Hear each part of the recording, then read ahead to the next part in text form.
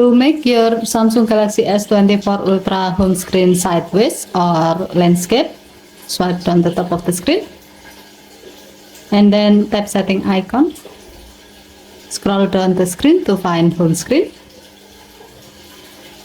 Tap home screen.